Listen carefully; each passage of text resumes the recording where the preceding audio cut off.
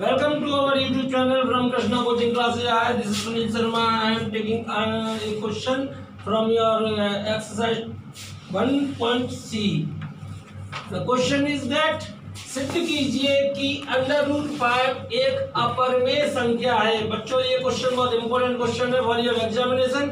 Examination में ये question अक्सर कर पूछा जाता है कि √5 एक अपरिमेय संख्या है, √2 एक अपरिमेय संख्या है, √3 एक अपरिमेय संख्या है। इस टाइप के क्वेश्चन जो आपसे पूछे जाते हैं वो पेपर में लगातार पूछे जाते रहे हैं। आप देखिए बहुत सिंपल क्वेश्चन है, इसको मैं किस तरीके से सॉल्व करके आपको बता रहा हूँ।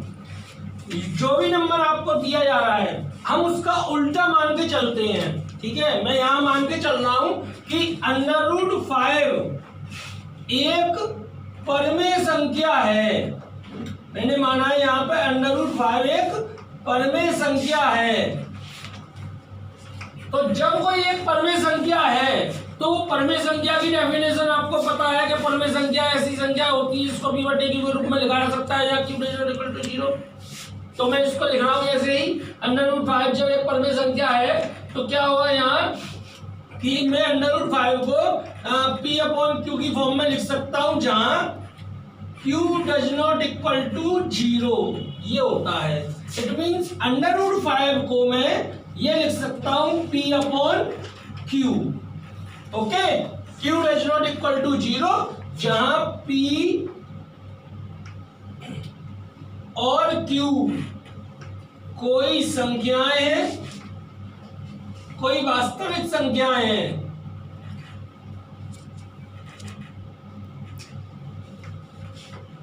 तथा q ≠ 0 है। ये होता है रियल नंबर है, p और q रियल नंबर है, p और q रियल नंबर है और q = 0 है। ये अपनी परिमेय संख्या की एक प्रॉपर डेफिनेशन होती है, वही लिखी हुई है यहाँ पर। अब देखो बच्चों, जो यहाँ कह रहा था कि √5 एक अपरिमेय संख्या है, मैंने यहाँ माना है कि √5 एक परिमेय संख्या है और अपनी मानी हुई बात को ही अगर मैं गलत प्रूव कर दूंगा तो हो जाएगा ना √5 एक परिमेय संख्या। क्वेश्चन में था √5 एक अपरिमेय संख्या है, मैंने माना है यहाँ पर √5 एक परिमेय संख्या है और यदि मैं अपनी मानी हुई बात को ही गलत प्रूव करता हूँ, ठीक है, जो हमने माना है, जो कंस्ट्रक्शन लिया है और उसको ही मैं रॉन्ग प्रूव कर देता हूँ, और तो इस आधार पे ये कहना बहुत आसान हो जाएगा कि जब √5 एक परिमेय संख्या नहीं है तो कौन सी संख्या होगी? अपरिमेय संख्या होगी। इस चीज को मानना, वही चीज मैं आपको प्रूव करके दिखा रहा हूं, ठीक है। और एक और चीज बता रहा हूं, कोई भी परिमेय संख्या होती है तो जो नंबर जैसे p और q होते हैं वो किसी भी एक नंबर से डिविजिबल नहीं होते। ये बहुत इंपॉर्टेंट बात है, ये आपको याद रखनी पड़ेगी कि जो p और q होते हैं वो किसी एक नंबर से डिविजिबल नहीं होंगे। जैसे p और q है, 2 से डिविजिबल होगा, p 2 से हो सकता है, q 3 से हो सकता है, लेकिन p और q अगर दोनों 2 से डिविजिबल हो गए तो वो फिर परिमेय संख्या नहीं रहती है, रेशनल नंबर नहीं रहती है, फिर वो इरेशनल नंबर में चली जाती है, ठीक है। अभी मैंने यहाँ लिया होगा, अब देखिए मैं क्या कर रहा हूं,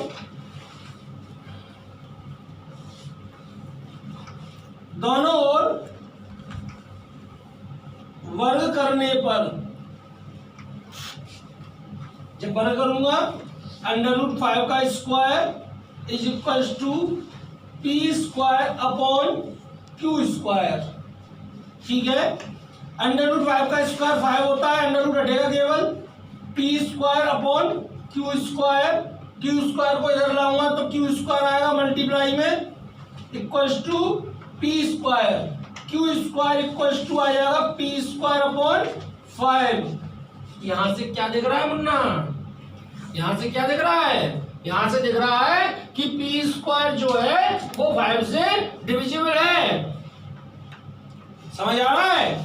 जो p² है उसमें 5 से भाग जा सकता है, तो वही चीज लिखेंगे, जब p² 5 से विभाज्य है तब p भी 5 से विभाज्य होगा।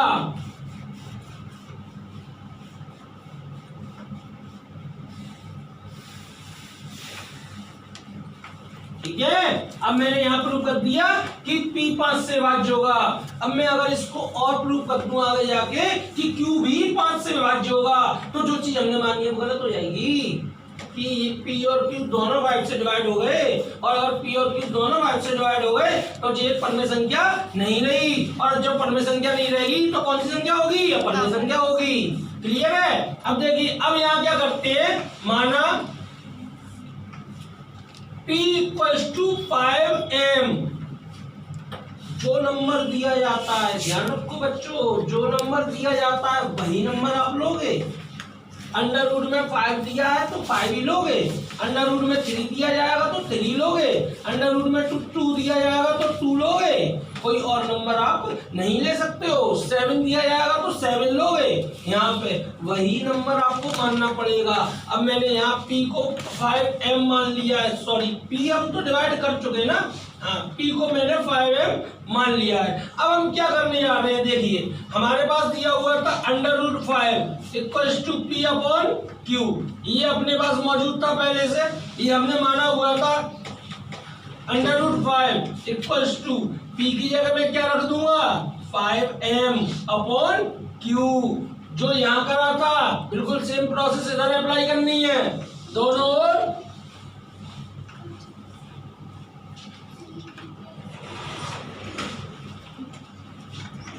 बल करने पर,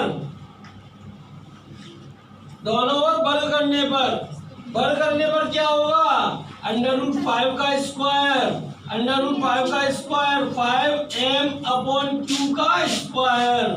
ठीक है, √5 का स्क्वायर कितना होता है, 5, 25 नहीं होता, √5 का स्क्वायर 5 होता है, 25 मत कर देना √5 का स्क्वायर, √ हटता है केवल स्क्वायर लगाने पर, और इधर 5 का स्क्वायर क्या होगा, 25m²/Q²। ठीक है बेटा, अब क्या करोगे, जो ऊपर वाला Q² है उसको इधर लेके आओगे तो ये बन जाएगा 5Q² = 25m² बन जाएगा। अब यहाँ क्या करना है, 5 से 25 5 टाइम डिवाइड हो गया, तो जी आ गया 5m² = Q², m² आ जाएगा Q²/5। देखिए यहाँ पर क्या आया था, P²/5, यहाँ क्या आ रहा है, Q²/5। इसका मतलब फिर वही चीज है कि Q² 5 से विभाज्य है। ठीक है, तो Q भी 5 से विभाज्य होगा।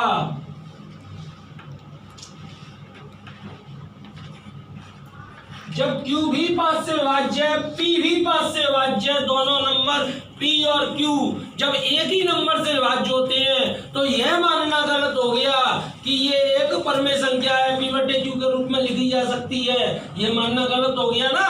तो अब हम वही चीज लिख देंगे, अतः यह मानना नहीं, सॉरी हम चूंकि P और Q दोनों 5 से विभाज्य हैं, इसलिए यह मानना गलत होगा कि √5 एक परमेय संख्या है। जब ये बेटा गलत हो जाएगा कि √5 एक परमेय संख्या है, तो √5 कैसी संख्या होगी, इसलिए √5 एक अपरमेय संख्या होगी। ये हो गया आपका प्रूफ, यही आपसे प्रूफ करवाना था और ये आप प्रूफ कर चुके हो। इसी प्रकार आप √2 का कर लोगे, √3 का कर लोगे, √7 का कर लोगे। मुझे लगता है आपको ये वीडियो अच्छी लगी होगी, समझ में आ गया होगा, कंसेप्ट समझ में आ गया होगा, क्लियर हो गया होगा। अगर आपको ये वीडियो अच्छी लगी है तो प्लीज कमेंट शेयर जरूर करें। ठीक है, थैंक यू वेरी मच।